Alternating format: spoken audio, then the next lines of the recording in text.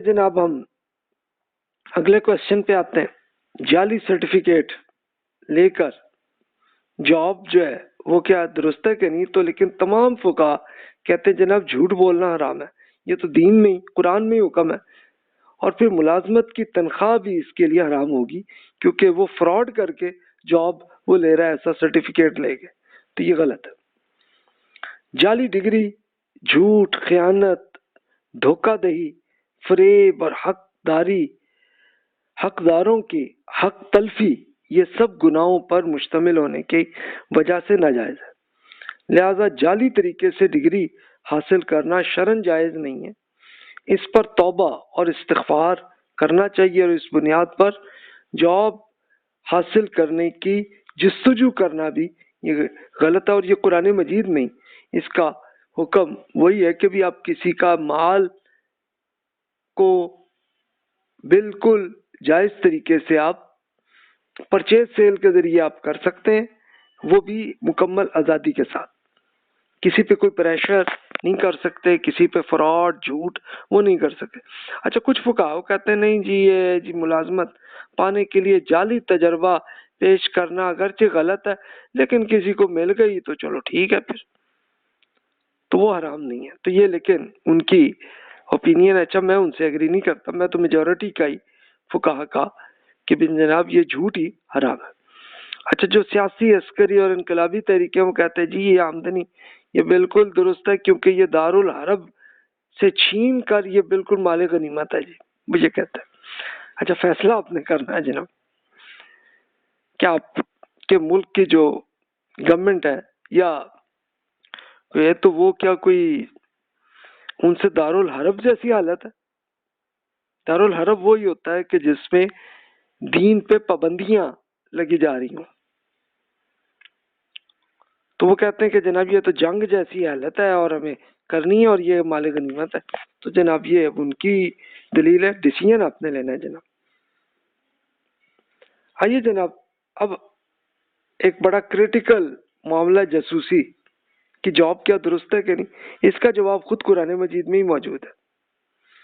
پہلے قرآن مجید کو ہم پڑھتے ہیں اور پھر دیکھتے ہیں کہ فقہا نے کیا کیا ان کی اوپینینز بنی ہیں۔ یہ سورۃ الحجرات میں یہی گفتگو اللہ تعالیٰ نے بیان کی ہے۔ پہلے 12 نمبر آیت کو دیکھیے، بسم اللہ الرحمن الرحیم، یا ایھا الذین آمنوا اجتنبوا کثیرا من الظن ان بعض الظن اسم ولا تجسسوا ولا یغتب بعضکم بعضا ایحب احدکم ان یأکل لحم اخیہ میتا فکرہتموہ واتقوا اللہ ان اللہ تواب الرحیم۔ اہل ایمان بہت سے بدگمانیوں سے بچے، اس لیے کہ بعض گمان سری گناہ ہوتے ہیں، دوسروں کی ٹو میں نہ لگے اور نہ آپ میں کوئی کسی کی غیبت کرے۔ کیا آپ کے اندر کوئی ایسا ہے کہ جو اپنے مرے ہوئے بھائی کا گوشت کھانا پسند کرے گا؟ چنانچہ اسے تو آپ گوارا نہیں کرتے تو پھر غیبت کیوں پسند ہو آپ کو؟ آپ اللہ تعالیٰ سے خبردار رہیے، یقیناً اللہ تعالیٰ بڑا ہی توبہ قبول کرنے والا اور شفقت ہمیشہ کے لیے ہے، اس کی اللہ تعالیٰ کی شفقت ہمیشہ کے لیے۔ یعنی یہ بیسیکلی کہا اب تک جو غلطیاں کر بیٹھے لیکن اب نہ کیجیے گا، اب توبہ کر لیں۔ یعنی یہ کیا ہے کہ بدگمانیوں سے بچیں۔ بدگمانی کیا ہے کہ اگلے کے بارے میں کچھ نیگیٹو رکھنا اور اس میں پھر تجسس کرنا، یہ اللہ تعالیٰ نے بتا دیا یہ نہ کریں۔ اور غیبت وہی ہے کہ اگلے کی برائیوں کو پھیلانا۔ تو بتائیے جاسوسی کی جاب میں کیا یہ سب چیزیں ہیں؟ اگر ہیں تو پھر غلط ہے، اور نہیں ہے تو پھر ٹھیک ہے، یہ فیصلہ آپ کریں۔ لیکن اب اس سے ذرا پہلی آیت میں، یہ نمبر 6 آیت ہے سورۃ الحجرات میں، اس کا جواب بھی وہاں اللہ نے پہلے ہی دے دیا تھا۔ یا ایھا الذین آمنوا ان جاءکم فاسق بنبأ فتبینوا ان تصیبوا قوما بجہالۃ فتصبحوا علی ما فعلتم نادمین۔ اہل ایمان اگر ان پکارنے والوں میں سے کوئی فاسق یعنی کوئی غلط حرکتیں کرنے والا، کوئی ناقابل اعتماد آدمی آپ کے پاس کوئی اہم خبر لے آئے تو اس کی اچھی طرح تحقیق کر لیا کریں، ریسرچ کر لیا کریں. ایسا نہ ہو کہ آپ جذبات سے مغلوب ہو کر کسی قوم پہ جا چڑھیں، پھر آپ کو اپنے لیے پر پچھتانا ہی پڑے. یہ نہ کریں. یعنی اس کا مطلب یہ آیا کہ اگر کوئی ایک ایسا آدمی کوئی ایسی انفارمیشن لے کے آ رہا ہے اور آپ کو یہ پتا ہو کہ یار یہ کوئی ایک ریلائبل آدمی نہیں ہے، یا آپ کو خود پتہ ہی نہیں ہے کہ ریلائبل ہے کہ نہیں ہے، یہی پتہ نہیں ہے، تو پھر آپ ریسرچ کر لیا کریں. یعنی اس کا مطلب یہ ہے کہ اگر کوئی سینیریو ایسا ہے کہ جس میں کوئی اہم قسم کا معاملہ چل رہا ہے، تو پھر آپ ریسرچ کر لیا کریں کہ وہاں پہ، پھر اس کا مطلب کہ آپ یہ ریسرچ کر لیا کریں. اس کا مطلب ہے کہ جاسوسی کی جاب میں یہ بھی ہوتا ہے. یعنی جو بدگمانی جس سے منع کی گئی ہے وہ عام حالات میں، لیکن اگر جنگ یا کوئی ایسی سینیریو کوئی اس قسم کا آ رہا ہے تو وہاں پہ ریسرچ کر لیا کر. اسی سے آپ پھر خود سوچ سکتے ہیں کہ مثال کے طور پر آپ کو اگر ٹرانزیکشنز کرنی ہے، کسی کو آپ نے کچھ کریڈٹ دینا ہے، اب وہ بندہ ریلائبل آپ کو دے گا پیسے کے نہیں دے گا، تو پھر ریسرچ کر لیا کریں. یا اپنے بیٹی کی شادی کرانی ہے، اس سے پہلے ریسرچ کر لیا کریں. لیکن خام خواہ بلا تکلف ہی کے پیچھے خام خواہ تو نہ کیا کریں. اصل وہ منع کیا گیا. ہاں لیکن جب آپ کو کوئی بہت اہم قسم کا واقعہ چل رہا ہو، کوئی معاملہ چل رہا ہو، کوئی ٹرانزیکشن ہو رہی ہو، تو تب کر لیں. اب اس میں سورہ توبہ میں بھی ارشاد ہے، لو خرجوا فیکم ما زادوکم الا خبالا ولاوضعوا خلالکم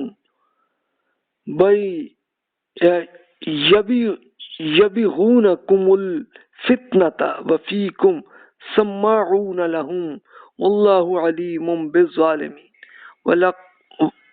لقد ابتغوا الفتنة من قبل وقلبوا لك الامور حتى جاء الحق وظهر امر اللہ وهم کارہون. حقیقت یہ ہے کہ اگر یہ منافق لوگ آپ کے اندر شامل ہو کر نکلتے ہیں تو آپ کے لیے خرابی کو بڑھانے کا باعث بنتے ہیں، اور آپ کے درمیان ان کی سب دوڑ دھوپ فتنہ انگیزی کے لیے ہوتی. اس لیے کہ آپ کے اندر ایسے بھی ہیں جو کان لگا کر ان کی سن لیتے ہیں. اللہ تعالیٰ ان ظالموں کو خوب جانتا ہے. انہوں نے پہلے بھی فتنہ انگیزی کی کوشش کی ہے اور آپ کے لیے معاملات کا الٹ پھیر کرتے رہے، یہاں تک کہ ان کی مرضی کے خلاف حق آیا اور اللہ تعالیٰ کا حکم ظاہر ہو گیا. یہ منافقین کا کیس ہے کہ مدینہ منورہ میں وہی کرتے تھے.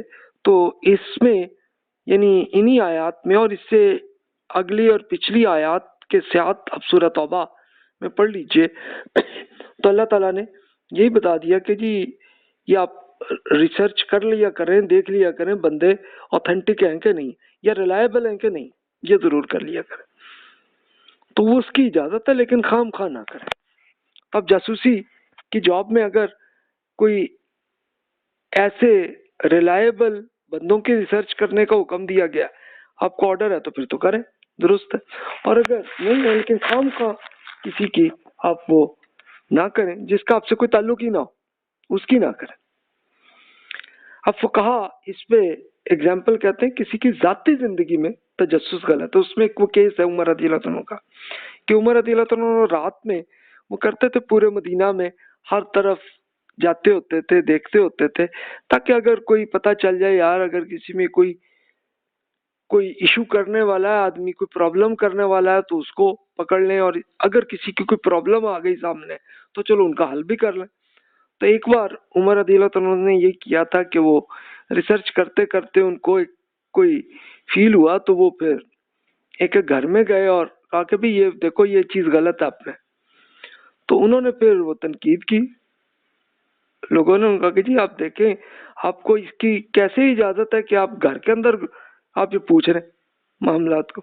تو عمر رضی اللہ عنہ نے کہا کہ ہاں بھائی ٹھیک ہے، آپ لوگوں کی مشکلات میں آپ کی خدمت کرنا میری ذمہ داری، اس لیے میں آیا ہوں. تو اس لیے معذرت بھی کی انہوں نے کہ یار سوری، میں ٹھیک ہے میں آ گیا آپ کے یہاں بغیر بتائے، لیکن میں تو خدمت کے لیے ہی میں آ رہا تھا. اور اس کے لیے پھر اور بہت سے واقعات ہیں کہ جیسے ایک بار یہ تھا، عمر رضی اللہ تعالیٰ نے دیکھا کہ ابھی وہ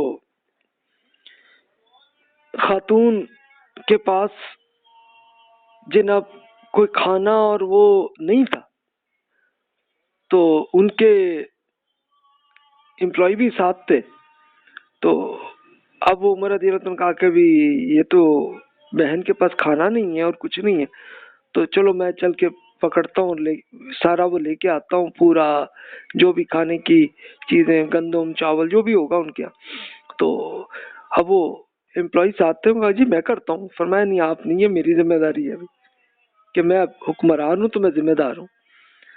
تو اس کے لیے پھر عمر رضی اللہ تعالیٰ نے باقاعدہ وہ گئے اور جا کے انہوں نے پورا وہ لے جا کے خاتون کو وہ دیا۔ خاتون کوئی دیہاتی آئی ہوئی تھی مدینہ منورہ میں، جب وہ دیا تو پوچھا کہ بہن آپ یہ بتائیے کہ عمر کی حکومت کیسی؟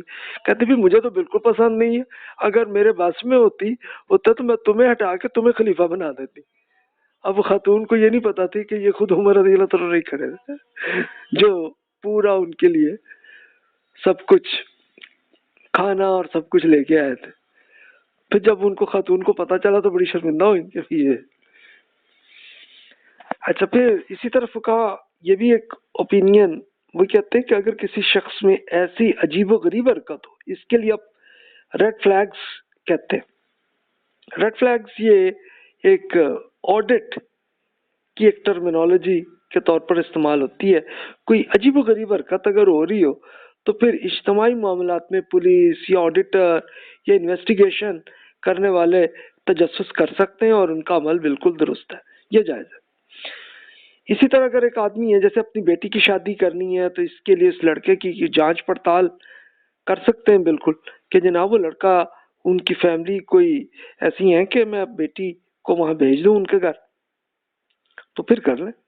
تو علمی تحقیق کی مثال وہ آپ سے آگے عرض کرتے ہیں۔ کبھی میں خود ایک کیس اسٹڈی میں نے بھی آڈٹ کرتا رہا، تو ایک دلچسپ واقعہ آپ کی خدمت میں عرض کر دیتا ہوں، یعنی ایک ریڈ فلیگ کی ایک ایگزامپل آپ سے عرض کر دیتا ہوں۔ ایک کمپنی کے بہت ہی senior employee, chief financial officer تھے، سی ایف او تھے، اور ان صاحب کا اپنا عادت کیسی تھی کہ ان کے پورے اسسٹنٹ، ان کے اکاؤنٹنٹ وہ 9 بجے آفس پہنچتے تھے اور 5 بجے چلے جاتے تھے، لیکن سی ایف او صاحب جو ہیں وہ 8 بجے آفس پہنچ جاتے تھے اور رات کو 9 بجے تک آفس تک رہتے تھے، اور 5 سال گزر چکے تھے اور انہوں نے کبھی چھٹیاں بھی نہیں لی تھی، اور پھر سیٹرڈے سنڈے کی سارے ان کی ٹیم نہیں ہوتی تھی آفس میں، لیکن وہ صاحب ہوتے تھے۔ تو کیا خیال ہے یہ ریڈ فلیگ ہے کہ نہیں؟ عجیب و غریب حرکت ہے نا۔ اچھا، وہ اس کمپنی کے جو ہیڈ تھے، سی او تھے، تو انہیں تو پتا تھا سینیریو، انہوں نے کبھی نہیں کیا، لیکن ان کی جاب ختم ہوئی تو اب وہ ایک نئے سی او آئے تو ان کو یہ لگی یہ عجیب سی بات، یار یہ کیا معاملہ۔ انہوں نے آڈیٹرز کو کہا کہ بھائی آپ ذرا یہ پورا چیک کریں، یار وہ فائنانس کے ہیڈ ہیں وہ صاحب، اور وہ 5 سال سے چھٹیاں نہیں انہوں نے لی، اور آتے بھی جلدی ہیں اور جاتے بھی دیر سے، تو یہ اس کو پوری چیک کریں۔ آڈیٹرز نے پہلے تو یہ کیا کہ ساری جو اکاؤنٹنگ ٹرانزیکشنز، پیمنٹس، سب کو چیک کیا، سب کچھ چیک کرتے کرتے کچھ بھی پتہ نہیں چلا، یعنی کوئی پرابلم نہیں تھی، سب بالکل درست ہوا معاملہ۔ انہوں نے بتایا سی او کو، جناب سر ایسا کچھ نہیں ہے۔ وہ کہا بھئی یہ چلو ٹھیک ہے، انہوں نے کوئی ایسی غلط حرکت نہیں کی، لیکن یہ عجیب حرکت کیوں ہے، یہ تو چیک کریں نا۔ اب وہ چیک کرنے کے لیے پھر انہوں نے ان کے پڑوسیوں سے، ان کے کچھ رشتہ داروں سے پتہ کیا، تو اصل معاملہ سامنے آیا کہ اب وہ جو ہیڈ آف فائنانس جو صاحب تھے، وہ صرف اس لیے جلدی آتے اور دیر سے جاتے تھے کہ ان کی بیگم ان سے لڑتی رہتی تھی، تو اس وجہ سے وہ نہیں آتے تھے، یعنی اصل کوئی ایشو نہیں تھا، یعنی اس کا کمپنی سے یا کرپشن کا کوئی معاملہ نہیں تھا، بس صرف اپنی بیگم کی لڑائی سے بچنے کے لیے وہ جلدی آتے تھے اور دیر سے آتے تھے اور چھٹیاں بھی نہیں کرتے تھے، تو بس یہ معاملہ تھا۔ تو یہ اس طرح کے یہ ریڈ فلیگز ہو سکتا ہو. اس کی اور ایگزامپل آپ یہ دیکھ سکتے ہیں. لیٹ سپوز کہ ایک صاحب جو ہے ان کی سیلری بہت کم ہے لیکن بہت ہی ایکسپینسو قسم کا گھر یا گاڑی انہوں نے خرید لی ہے. تو اس کے لیے پھر آڈیٹرز وہ ریسرچ کرتے ہیں نا بھی کیوں ہے بھائی ایسا کیسے آیا, کہاں سے آئے پیسے. تو ظاہر ہے کہ کرپشن ایسی پتہ چلتی ہے نا پھر. تو یہ ٹھیک ہے, درست ہے. اس کے لیے محدثین نے ایک پورا کام کیا تھا. یعنی وہ کیا معاملہ ہوا تھا کہ رسول اللہ صلی اللہ علیہ وسلم کی احادیث وہ بہت زیادہ پھیلائی جا رہی تھی. تو اس وقت پھر اسکالرز نے سوچا کہ یار ہم ریسرچ کرتے ہیں, اور بہت سارے فقہات ہیں جیسے مشہور ہیں, امام بخاری ہیں, امام مسلم ہیں, ابو داؤد ہے, اور بہت سے ہیں کہ جنہوں نے جا جا کے کہ یہ جو جن جن لوگوں سے ہمیں یہ حدیث پہنچی ہے تو وہ لوگ کیا اوتھینٹک تھے, ریلائبل آدمی تھے کہ نہیں تھے. یہ حدیث کی انہوں نے ریسرچ کی. ریسرچ کرتے کرتے انہیں پتہ چل گیا جناب یہ فلاں صاحب جو ہے یہ ریلائبل ہے اور یہ صاحب نہیں ہے. اچھا وہ کیسے کرتے تھے ریسرچ, جو تو ان کے سامنے زندہ ہے. یعنی اب یہ رسول اللہ صلی اللہ علیہ وسلم کے 200 سال بعد کا واقعہ یہ ہو رہا ہے. تو وہ 200 سال کے بیچ میں جن جن لوگوں کے ذریعے سے یہ حدیث پہنچی ہے, جو لوگ ان کے سامنے زندہ ہیں, جا کے ان سے مل لیے, لے کے ان سے دیکھ لیا کہ ٹھیک ہے جناب چلو اوتھینٹک ہے. اور اگر یہ پتہ چلا کہ نہیں جناب وہ تو کسی سیاسی پارٹی کے وہ صاحب ہیں اور وہ تو بس پروپیگنڈا کرنے کے لیے کر رہے ہیں, تو پتہ چل گیا یہ ریلائبل نہیں ہے. اچھا, اور جو پہلے بزرگ تھے جو ان سے پہلے ہی یعنی ان کا کیا تھا, تو وہ اس کے لیے پھر کرتے ان صاحب کے کوئی پوتے پڑ پوتے ان سے جا کے مل لیتے کرتے, ان کے پڑوسی ان کے کچھ نہ کچھ انفارمیشن مل جاتی نا کہ بندے کیا ریلائبل ہے کہ نہیں. اس کے لیے علم الحدیث کے لیے ہم لیکچرز ابھی کچھ عرصے بعد ہم انشاءاللہ شروع کریں گے, تو کہ کیسے وہ ریسرچ کرتے تھے. تو اس میں صوفیہ نے ان پہ تنقید کی کہ جناب دیکھو آپ تو غیبت کر رہے ہیں.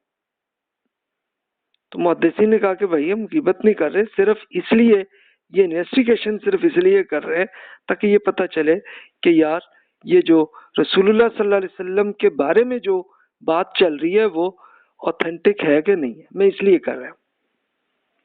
اس کے لیے امام مسلم صاحب نے اپنی بک میں ایک پورے سینیریو کو ایک ایک تفصیل کو انہوں نے بتایا, اور پھر انہوں نے یہ بھی بتایا کہ جناب میں نے یہ دیکھا ہے کہ جعلی احادیث ایسے نیک لوگ کر رہے ہوتے ہیں جو ہوتے نیک آدمی ہیں, لیکن بڑی ان اتھینٹک قسم کی وہ حدیثیں وہ بیان کیے جا رہے ہوتے ہیں. تو یہ ایک سینیریو دیکھا. اب دیکھیے بخاری کی ایک حدیث ہے, اس سے یہ بھی ایک سینیریو سامنے آتا ہے. جابر رضی اللہ عنہ بیان کرتے ہیں کہ رسول اللہ صلی اللہ علیہ وسلم نے غزوہ احزاب, یعنی غزوہ احزاب وہ تھی کہ جس میں پورے عرب کے کوئی 30,000 کے قریب ملٹری کئی قبیلوں کے اکٹھے آ کے مدینہ پہ حملہ کرنے آ گئے تھے, اور رسول اللہ صلی اللہ علیہ وسلم نے ایک بیچ میں خندق بنا دی تھی تاکہ آسانی سے یہ نہ آئے وہاں. تو اس وقت رسول اللہ صلی اللہ علیہ وسلم نے پوچھا بھی دشمن کی خبر میرے پاس کون لائے گا.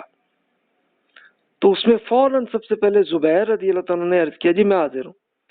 آپ نے پھر پوچھا تو اس میں پھر زبیر رضی اللہ عنہ نے عرض کیا. اچھا وہ کیوں, ایک بڑا رسکی معاملہ تھا ایک پوری انفارمیشن لینے کا دشمن کی کہ 30,000 بندوں کی اور ان کی انویسٹیگیشن کرنے کے لیے جو جائے گا وہ خود بھی تو شہید ہو سکتا ہے نا. تو زبیر رضی اللہ عنہ نے اس میں سب سے پہلے ہی وہ اس میں عرض کیا. تو رسول اللہ صلی اللہ علیہ وسلم نے ارشاد فرمایا ہر نبی کے حواری ہی ہوتے ہیں, اور میرا حواری جو ہے یہ زبیر بن عوام ہے. تو زبیر رضی اللہ عنہ یہ رسول اللہ صلی اللہ علیہ وسلم کے کزن تھے, پڑپوتے, یہ آپ کی یہ پھوپھی کے بیٹے تھے, اور ان کی جو والدہ ہیں وہ بچپن سے ہی اپنے بچوں کو مضبوط بنانے کے لیے تھوڑا تھوڑا مارتے پیٹتی بھی رہتی ہوتی تھی تاکہ یہ آ جائے. صفیہ رضی اللہ تعالیٰ, اور وہ انہی کی والدہ تھیں کہ این یہ غزوہ احزاب میں رسول اللہ صلی اللہ علیہ وسلم نے خندق بنا دی تھی اور باقاعدہ گھروں کے اندر خواتین کو اندر رکھا تھا. تو اب ظاہر ہے کہ رسول اللہ صلی اللہ علیہ وسلم اور صحابہ کرام رضی اللہ عنہم وہ تو خندق کے پاس تھے نا، تاکہ کوئی حملہ آئے تو ہم وہ کر سکے وہاں پہ جنگ. تو اس سے پہلے پہلے یہ ہوا واقعہ کہ کچھ یہودی جو ہے نا وہ حملے کے لیے تیار تھے اور وہ پہلے انویسٹیگیشن کے لیے وہ آئے. تو ابھی تو انویسٹیگیشن کر رہے تھے، تو اس میں سے صفیہ رضی اللہ تعالیٰ عنہا جو بزرگ خاتون تھی، پھوپھی تھی رسول اللہ صلی اللہ علیہ وسلم کی، انہوں نے دیکھا وہ آئی اور انہوں نے یہودی کو پکڑ کے وہیں پہ اس کو سر جو ہے وہ قلم کر دی، گردن اس کی، اور پھر یہ کیا کہ اس کی جو سر ہے اس کو نکال کے پورا وہ یہودیوں کے ایک باقاعدہ انہوں نے ایک قلعہ بنایا تھا اس میں کر دی. وہ اگلے ڈر گئے سر، ان کا یار یہ تو اس کا مطلب ہے یہ خواتین کے ساتھ پھر پورا ایک ملٹری وہاں پہ کھڑی ہوئی ہے، تو وہ انہوں نے جنگ نہیں کی پھر. تو اس طرح کا یہ واقعہ وہ ہوا. اسی طرح علی رضی اللہ تعالیٰ کا یہ واقعہ اسی زمانے میں جنگ خندق میں حملے کے لیے ایک آیا عمر بن عبدود جو مشرکین کی طرف سے آیا، اور علی رضی اللہ تعالیٰ نے اس سے وہ معاملہ اور جنگ کرتے کرتے پھر گرایا بھی اس کو، اور پھر تلوار اب پکڑ کے اب اس کی گردن کاٹنے لگے تھے. تو اب ظاہر ہے کہ علی رضی اللہ تعالیٰ کا جو چہرہ مبارک ہے اس دشمن کے بالکل پاس تھا، تو اس نے کیا کیا کہ وہ علی رضی اللہ تعالیٰ پھر تھوک دیا. تو علی رضی اللہ تعالیٰ اب قتل کرنے سے پہلے انہوں نے چھوڑ دیا. فرمایا کہ بھی میں اللہ تعالیٰ کی وجہ سے جہاد کر رہا ہوں، میں اپنی ذات کی وجہ سے میں کچھ نہیں کرنا چاہ رہا. تو قتل نہیں کیا. کیوں نہیں کیا؟ اسی لیے کہ بھی میری نیت جو ہے نا پھر وہ خراب ہوگی، مجھے وہ اجر نہیں ملے گا کہ جو اللہ تعالیٰ کی وجہ سے مجھے جہاد کرنا چاہیے. تو نہیں کیا انہوں نے. تو دیکھیے یہ وہ ایتھکس تھے کہ جو رسول اللہ صلی اللہ علیہ وسلم اور صحابہ کرام رضی اللہ عنہم میں تھی. تو اسی لیے پھر فقہا وہ پیش کرتے ہیں کہ جناب جو جاسوسی کی جو جاب ہے وہ آپ کو پولیس میں ہے یا آڈٹ میں ہے یا انویسٹیگیشن میں ہے یا سیکرٹ سروسز میں ہے، تو ان سب میں پھر آپ یہ ضرور چیک کر لیں کہ جب تک مجرم کنفرم نہ ہو تو اس پر تحقیق کے لیے کوئی تشدد نہ کرے. انویسٹیگیشن کے لیے تمام documents, videos, audios, finger prints یہ سب آپ لے لیں ان سے، اور جب کنفرم ہو کہ واقعی اس نے جرم کیا ہے تو اس کا فیصلہ بھی پھر پولیس یا آپ کے سیکرٹ سروسز نے نہیں کرنا کچھ بھی، یہ تب بھی عدالت میں لے جائے، یہ پورا ایویڈنس لے جا کے عدالت میں دے. عدالت ظاہر ہے کہ اس پہ ابھی تو وہ ملزم ہے نا، تو ملزم سے بھی پوچھیں گے کہ وہ کیا ہے معاملہ، اور سب کو لے کے پھر عدالت فیصلہ کرے گی کہ جناب اس پہ سزا کیا ہونی چاہیے قانون کے مطابق، اور پھر اس میں سزا تب ہوگی، یہ نہیں کہ آپ جناب اس میں ہو. لیکن انفارچونیٹلی بہت سارے مسلم ممالک میں بھی غیر مسلم ممالک میں بھی یہ ہوتا ہے کہ ابھی جناب کوئی انویسٹیگیشن کچھ نہیں ہوئی اور بغیر دیکھے ہی اگلے کو قتل کر دیتے ہیں یا اس پہ تشدد بہت کرتے ہیں. تو وہ بہرحال ایک بالکل حرام ہے کہ جیسے علی رضی اللہ عنہ کا عمل بھی دیکھ لیں کہ آپ نے کنفرم تھا کہ دشمن ہے اور اس کے ساتھ، لیکن صرف اس وجہ سے انہوں نے قتل نہیں کیا کہ اب یہ میرا ذاتی معاملہ آ گیا کہ اگلے نے مجھ پہ تھوک دیا تو میں کیوں اس پہ پھر میں نہیں کروں گا کیونکہ اب میری نیت خراب ہو جائے گی. تو بس اس طرح عمل کرنا. تو جناب یہ واقعہ ہے. تو اب یہ جابس جس کے بارے میں چل رہی تھی تو وہ اس پہ عرض ہو گئی، اور ابھی جو شروع میں ہم وہ بینکنگ کی جاب کی کر رہے تھے تو اس میں بینکنگ کے میتھڈز کو ضرور اگر نہیں آپ نے سنا تو سن لیجئے اب پورا، اور اسی بیسس پہ پھر آپ ڈیسیژن کر سکتے ہیں کہ جناب آپ یہ جاب کریں یا نہ کریں، تو اسی بیسس پہ آپ پھر ڈیسیژن لے سکتے ہیں۔ جزاک اللہ خیر واحسن الجزا۔